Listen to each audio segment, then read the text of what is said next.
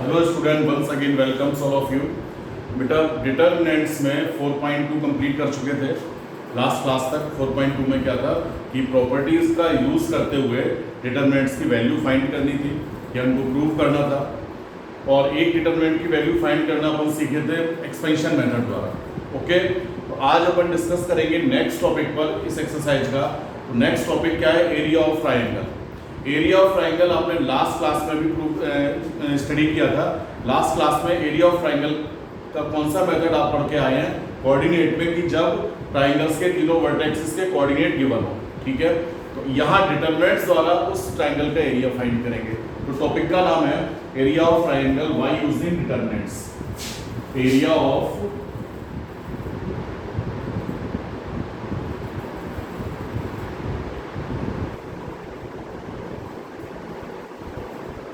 triangle by using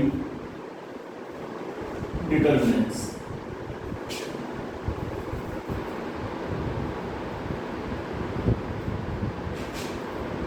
area of triangle by using determinants। तो देखेंगे यहाँ पर बेटा ये कोई ट्राइंगल है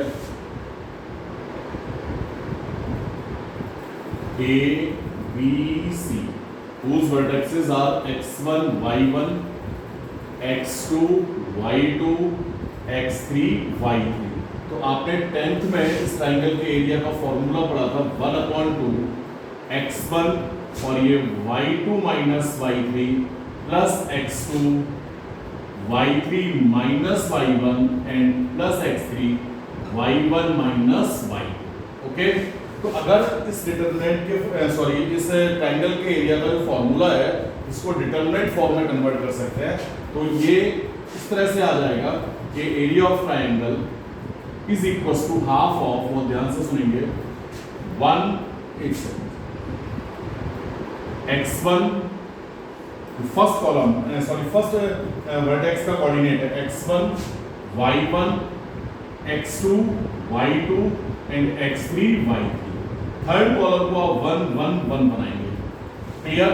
अब इसको अगर आप एक्सपेंड करते हो तो यही आ जाता है। फर्स्ट कॉलम के अनुसार अगर एक्सपेंड करेंगे तो यही मिलेगा।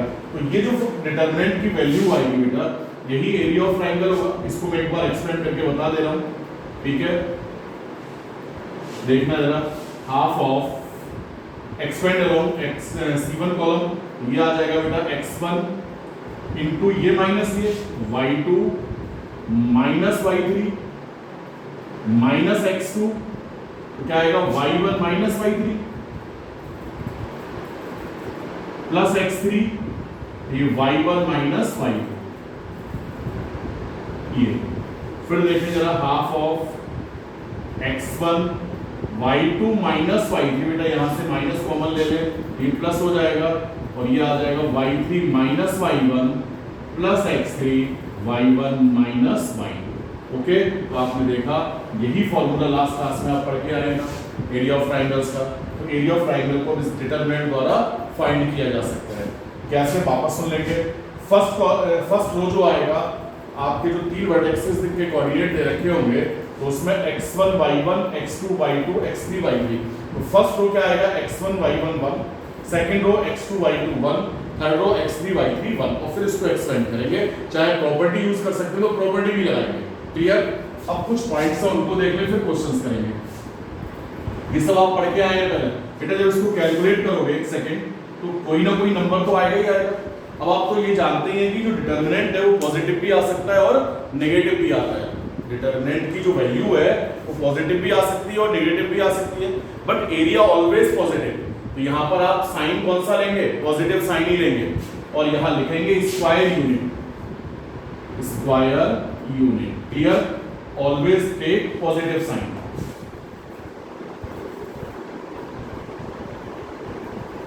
Positive sign because area always positive. Area always positive. ठीक है, केवल पॉजिटिव वैल्यू लेंगे। अब कुछ पॉइंट से आप रखोगे, जैसे मैंने आपसे कहा कि जो 3 पॉइंट्स हैं ये कोलिनियर है। कोलिनियर होने का मतलब एक लाइन पर होगा। तो if A B C are collinear, A x1 y1 b x2 y2 c x3 y3। Clear? तो अगर 3 पॉइंट्स कोलिनियर है तो एक ऐसा ट्राइंगल बनेगा जिसका एरिया 0 हो। तो जब 3 पॉइंट्स के कोलिनियर होने की कंडीशन क्या हो गई? कंडीशन फॉर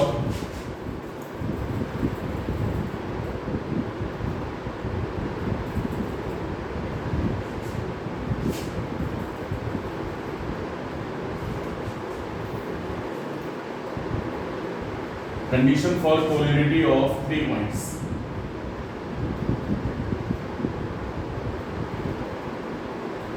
क्या आ जाएगा?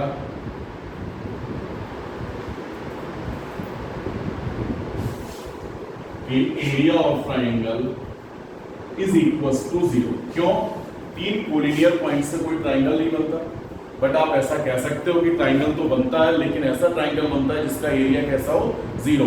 तो area of triangle is equal to 0। तो half of x1 y1 1 x2 y2 1 x3 y3 1 is equal to 0। ये 0 की तरफ चला जाएगा तो ये कंडीशन क्या हो गई?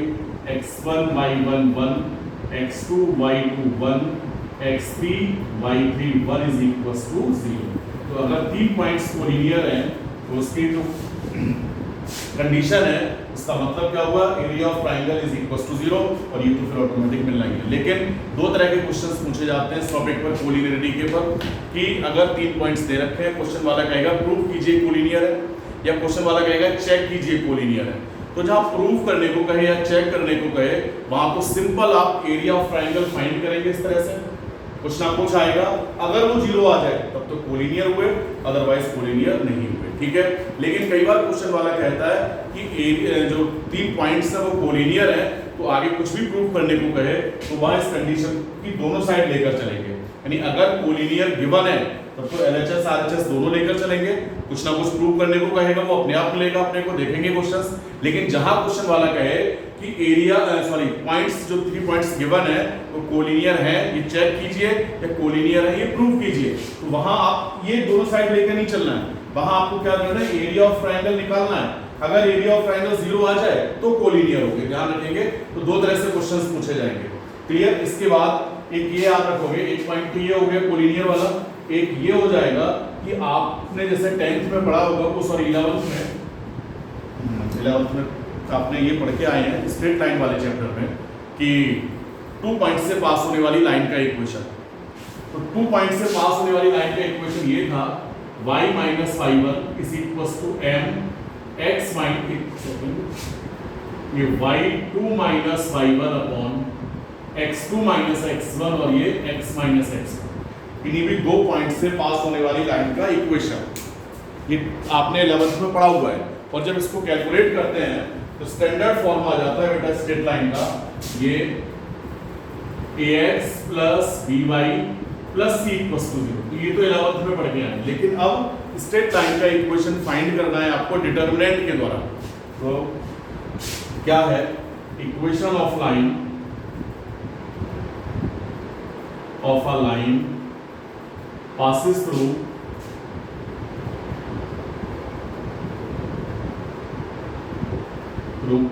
two points, yeah, through points x1 y1 and x2 y2। Clear?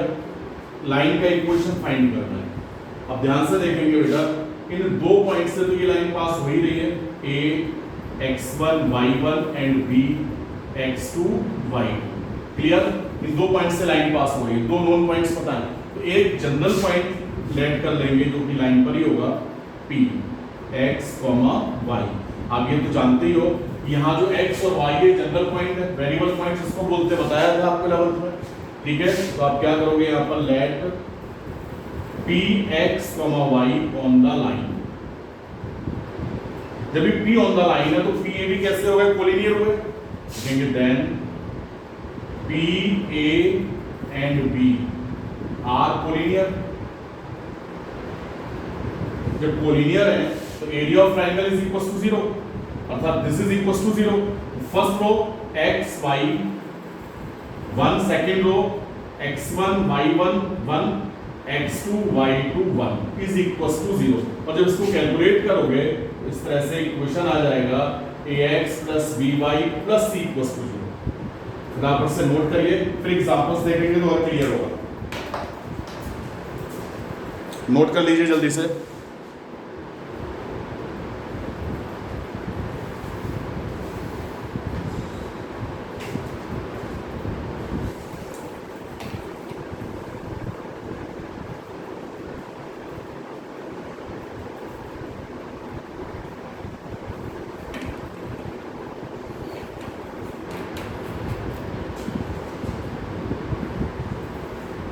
चलिए बेटा फिर आगे कुछ एग्जांपल्स देखते हैं इस टॉपिक से रिलेटेड।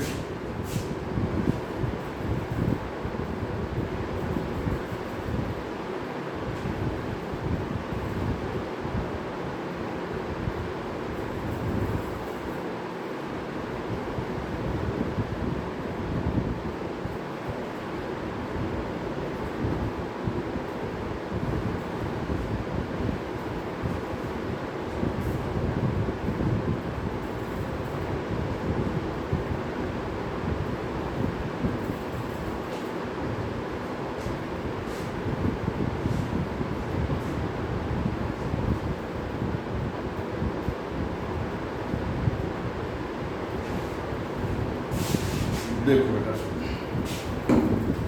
एक तो ये नॉर्मल क्वेश्चन पूछा जाएगा कि find area of triangle whose vertexes are a 3,8 b -4,2 and c 5,1। Area चाहिए तो लिखेंगे area of triangle is equal to half of x1 y1 x2 y2 x3 y3। First row x1 y1 1 यानी 3 8 1, second row x2 y2 1, third row x3 y1 x3 y3 and 1। Clear? तो इसको calculate कर दो, बस normal question हो गया बेटा। Expand कर दीजिए या कोई भी प्रॉपर्टी भी यूज कर सकते हैं, लेकिन प्रॉपर्टी यूज करने से क्या मतलब, जो न्यूमेरिक वैल्यूज हैं बहुत सारी छोटी छोटी वैल्यूज हैं। क्लियर? तो चलिए क्या आएगा 3 इंटू ये 2 - 1 -8 इंटू -4 -5 एंड +1 इंटू -4 -10। चलिए तो ये आ जाएगा बेटा हाफ ऑफ ये 3 2 - 1 रह गया, ये -8 इंटू ये -9 तो प्लस का 9 हो जाएगा और ये -14। क्लियर? तो ये हो गया बेटा हाफ ऑफ 3 + 72 -40, हाफ ऑफ ये 75 -40। क्लियर? और 75 - 40 61। ये आ जाएगा बेटा 61/2 स्क्वायर यूनिट। तो एक तो ये नॉर्मल क्वेश्चन पूछा जाएगा। एक इस तरह से क्वेश्चन पूछा जा सकता है बेटा कि शो दैट, सेकंड क्वेश्चन है आपका कि मैंने कहा था ना कि शो करने को कहे आपसे या चेक करने को कहे। तो सेकंड क्वेश्चन में लिखा है ना, show that the points A B C are collinear. A का कोऑर्डिनेट है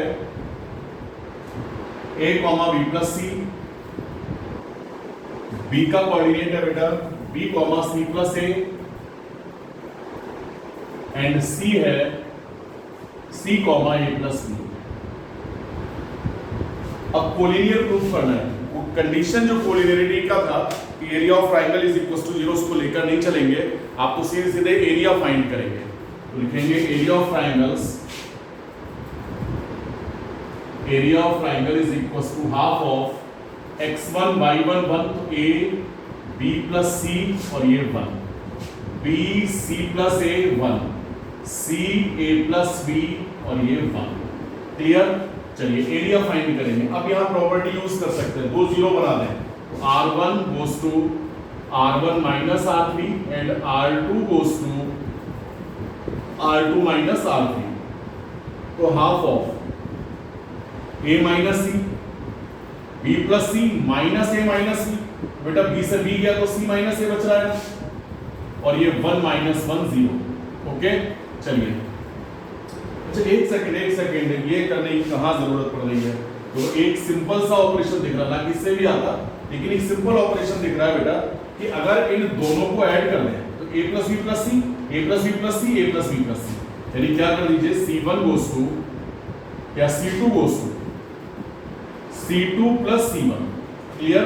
चलिए तो फर्स्ट रो को कॉलम को यूं ही a b c, ये प्लस ये तो a plus b plus c check कर लेंगे, ये भी a plus b plus c और ये भी a plus b plus c, 1 1 1। अब ये कॉलम आ जाएगा, सॉरी कॉमन आएगा इस कॉलम से, तो half a plus b plus c को कॉमन लिया बेटा, a b c 1 1 1 1 1 1। अभी दो कॉलम एक से हो गए ना, जब दोनों कॉलम कोइंसाइड हो गए तो इसका मतलब डिटरमिनेंट की वैल्यू 0, तो ये आ जाएगा बेटा half a plus b plus c into 0 because c2 is equal to c3 is equal to 0। जब एरिया ऑफ ट्राइंगल 0 है तो abc कैसे हुए? कोलिनियर। लिखेंगे hence a b and c are collinear. Clear? चलिए इसके बाद ये नोट करिए बेटा फटाफट से,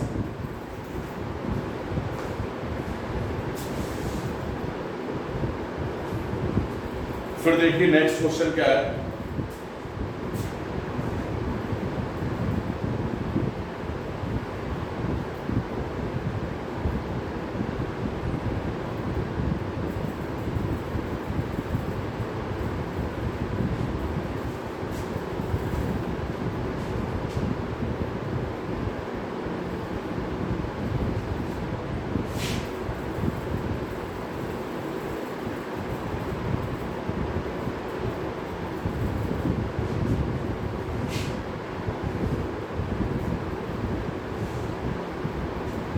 इसके बाद है क्वेश्चन नंबर थर्ड में हमें कहा है कि find value of k if area of triangle is 4 square units and vertexes are this. चलिए तो फर्स्ट क्वेश्चन है थर्ड का, वर्टेक्सेस क्या क्या दे रखे हैं? a k, 0 b 4, 0 and c 0, 2 और एरिया ऑफ ट्रायंगल क्या है? 4। बेटा एक सेकंड फिर सुनेंगे कि जैसे मैंने अभी कहा था कि डिटरमिनेंट की वैल्यू पॉजिटिव नेगेटिव दोनों आती है, बट एरिया ऑफ ट्रायंगल में डिटरमिनेंट्स की जो वैल्यू आएगी उसमें पॉजिटिव ही लेंगे अपन। लेकिन अगर एरिया ऑफ ट्रायंगल गिवन है और कुछ भी कैलकुलेट करने को कहा जा रहा है तो वहां एरिया ऑफ ट्रायंगल में पॉजिटिव नेगेटिव दोनों साइन लेंगे। वापस सुन लें एक बार कि अगर एरिया ऑफ ट्रायंगल गिवन है तो एरिया ऑफ ट्रायंगल में पॉजिटिव और नेगेटिव दोनों साइन लेकर चलना है अपने लिए, ठीक है? तब आगे कैलकुलेशन करेंगे। ओके तो देखें यहां पर क्या दे रखा है कि given that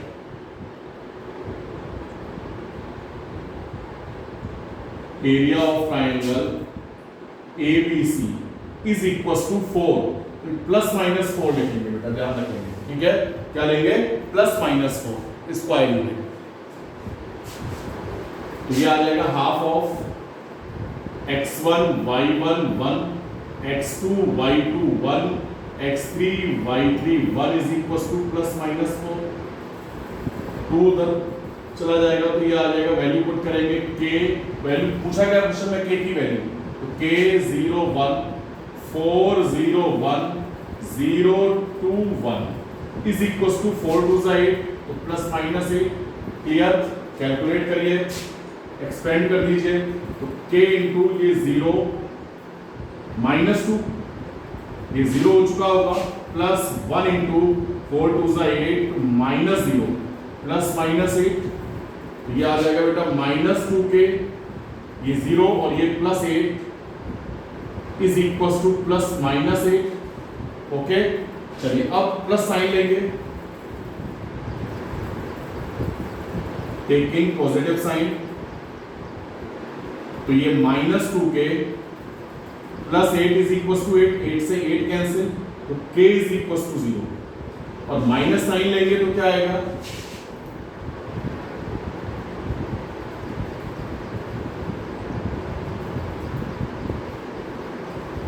-2k plus 8 is equal to -8, -2k is equal to -16 and k is equal to 8। Okay, इस तरह का ध्यान रखेंगे कि अगर एरिया दे रखा है तो कैलकुलेशन के लिए प्लस माइनस दोनों साइन लेने, बट एरिया फाइंड करना है तो नेगेटिव भी आ रहा है तो भी पॉजिटिव भी लेना है। ओके, चलिए बेटा, तो इसमें जो क्वेश्चन नंबर 4 देख ले एक और। 4 में क्या दे रखा, find the equation of line joining point this and this using determinants. ठीक है, तो लाइन का इक्वेशन चाहिए, स्ट्रेट लाइन का इक्वेशन चाहिए, लेकिन कैसे, डिटरमिनेंट्स के द्वारा। तो 4 का फर्स्ट पार्ट देख लीजिए। 4 के फर्स्ट पार्ट में दो पॉइंट्स दे रखे हैं, A और ये B। Coordinate of A 1,2 and B 3,6। Clear, और आपसे इस लाइन का इक्वेशन पूछा जा रहा है। चलिए, तो इक्वेशन के लिए मैंने आपको बता रखा था कि इक्वेशन ऑफ लाइन फाइंड करना है डिटरमिनेंट्स द्वारा। तो क्या करेंगे, एक जनरल पॉइंट फाइंड करेंगे, फिर तीनों पॉइंट्स कोलिनियर होंगे तो कोलिनियरिटी की कंडीशन यूज करेंगे। तो यहां पर एक जनरल पॉइंट शो करोगे यूं P x, y, तो लिखेंगे लेट अवर जनरल पॉइंट, यू लिख लीजिए let P x, y be a general point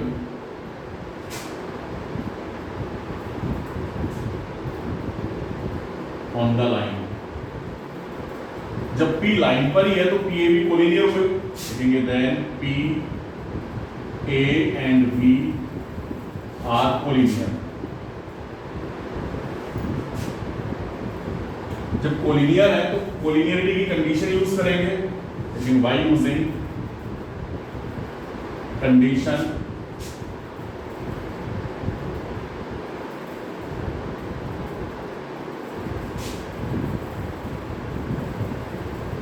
for collinearity. तो x1 x y 0, दूसरे नंबर पर क्या आ जाएगा बेटा 1 2 0 sorry 1, x1 y1 1, x2 y2 1, x3 y3 1। तो ये x1 y1, ये x2 y2, x3 y3, ध्यान रखिए ये 1 1 और ये 3 6 1 इज इक्वल टू 0। बात समझ में आ रही ना, area of triangle is equal to 0, तो 0 की तरफ चला जाएगा, तो लिखने की जरूरत नहीं है, एक्सपेंड कर दीजिए। x ये 2 - 6 माइनस y 1 - 3, ओके, और प्लस 1 तो 6 - 3 2 6 इक्वल टू 0।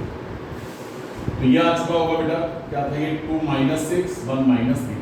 चलिए, तो 2 - 6 माइनस का 4x, 1 - 3 -2, minus minus plus 2y और ये 0 इज इक्वल टू 0।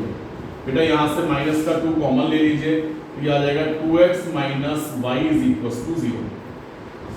ओके, तो इस लाइन को अगर ध्यान से देखें, स्ट्रेट लाइन का इक्वेशन तो आ ही गया, स्टैंडर्ड फॉर्म है नहीं ये ax plus by plus c equal to 0 इस फॉर्म में, बट यहाँ c 0 है, तो ये काम आएगा अपने जब लीनियर प्रोग्रामिंग वाला चैप्टर करेंगे।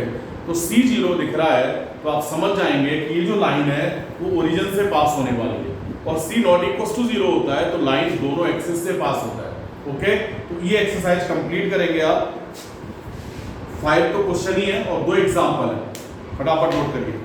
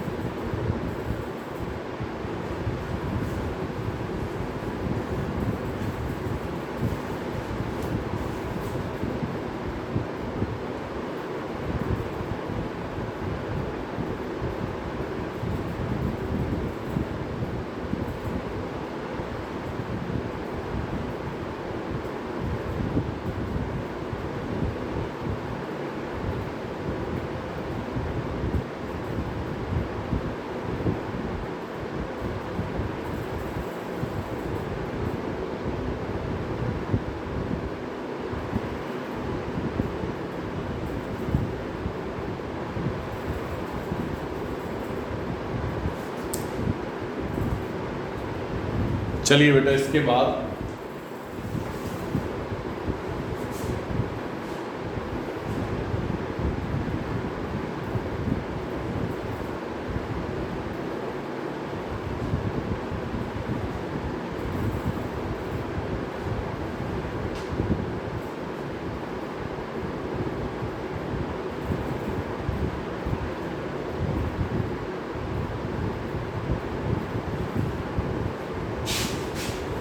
बारी आती है बेटा, जो नेक्स्ट टॉपिक है उसमें है माइनर्स एंड कोफैक्टर्स। तो माइनर्स और कोफैक्टर्स होते क्या है वो देखते चलिए।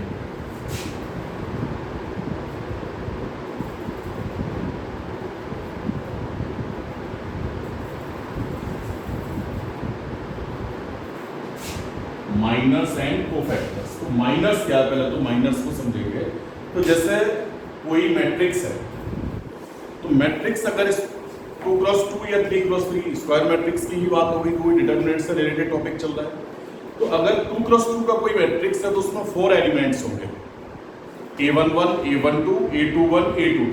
तो 4 एलिमेंट्स है, तो उनके 4 एलिमेंट्स के करस्पॉन्डिंग 4 ही माइनर्स होंगे और 4 ही कोफैक्टर्स होंगे। वापस सुन लें एक बार कि अगर कोई भी मैट्रिक्स 2x2 का है तो 4 एलिमेंट्स हुए, तो उन 4 एलिमेंट्स के करस्पॉन्डिंग 4 माइनर्स होंगे और 4 ही कोफैक्टर्स होंगे। सेम अगर 3x3 का और मैट्रिक्स है तो उसमें 9 एलिमेंट्स होंगे, तो 9 एलिमेंट्स के करस्पॉन्डिंग 9 ही माइनर्स होंगे और 9 ही कोफैक्टर्स होंगे। माइनर्स और कोफैक्टर्स होते क्या है वो भी सुनते चले। तो सबसे पहले बात माइनर्स की करेंगे। तो माइनर्स एक डिटर्मिनेंट है। माइनर्स क्या है बेटा? एक डिटर्मिनेंट। कहाँ से बनता है, कैसे बनता है वो देखते चलिए। जैसे बात करें अपन, ये कोई मैट्रिक्स है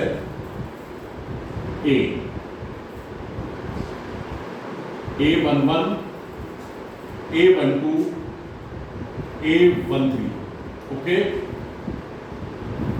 A21, A22, A23, A31, A32 and A33। 3x3 order का। क्लियर? तो इस 3x3 ऑर्डर वाले में 9 एलिमेंट्स हैं बेटा। तो 9 एलिमेंट्स के करस्पॉन्डिंग 9 ही तो माइनर्स होंगे और 9 ही कोफैक्टर्स होंगे। क्लियर? अब माइनर से मतलब 9 कैसे हो जाएंगे? आपसे क्वेश्चन वाला कहेगा A11 का माइनर फाइंड कीजिए, A12 का माइनर, A13 का माइनर, ऐसे किसी भी एलिमेंट्स का माइनर पूछा जा सकता है। माइनर है क्या? तो मैं जनरल बता रहा हूं पहले कि माइनर को पहले तो डिनोट किससे करेंगे। तो इसको आप यूं लिख सकते हो ना बेटा, ये Aij है, m क्रॉस n ऑर्डर का। क्लियर? और यहां दोनों इक्वल होंगे तो m क्रॉस n बोल सकते हो ना। चलिए, तो minors of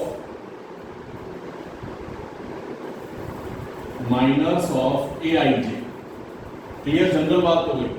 Aij, A11, A12, A13। Minors of Aij is denoted by capital MIJ। Clear? अभी कैपिटल MIJ होता क्या है उसके मीनिंग नीचे लिख लेता हूं मैं। MIJ क्या है? एक डिटर्मिनेंट है। और डिटर्मिनेंट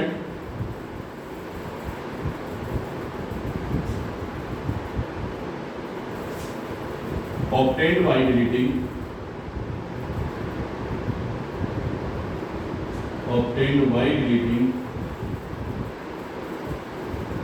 एक second.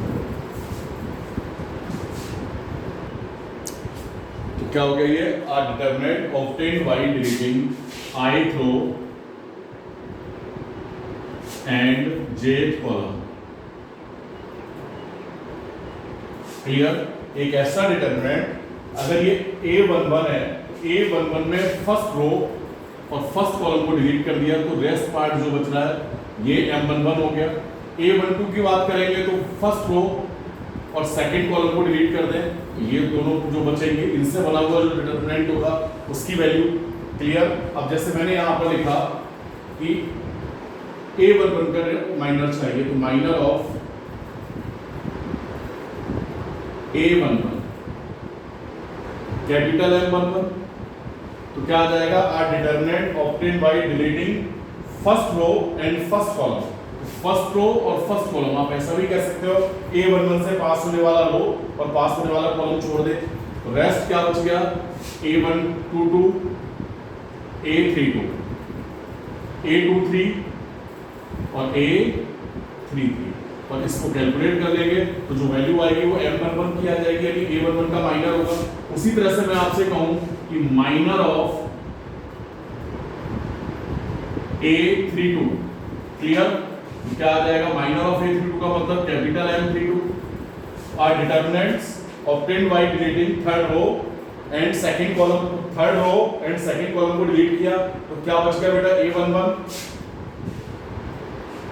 A21, A13 and A23, और इसको कैलकुलेट कर लेंगे तो आंसर आ जाएगा। इस तरह से किसी भी एलिमेंट्स का आप माइनर पता कर सकते हो। क्वेश्चन यूं पूछा जा सकता है कि find the minors of elements of row 1, row 2, row 3 या कॉलम 1, कॉलम 2, कॉलम 3, क्लियर। तो माइनर्स को एक बार अच्छे से स्टडी करेंगे, नेक्स्ट क्लास में इस टॉपिक को कंटिन्यू करते हैं। थैंक यू बेटा।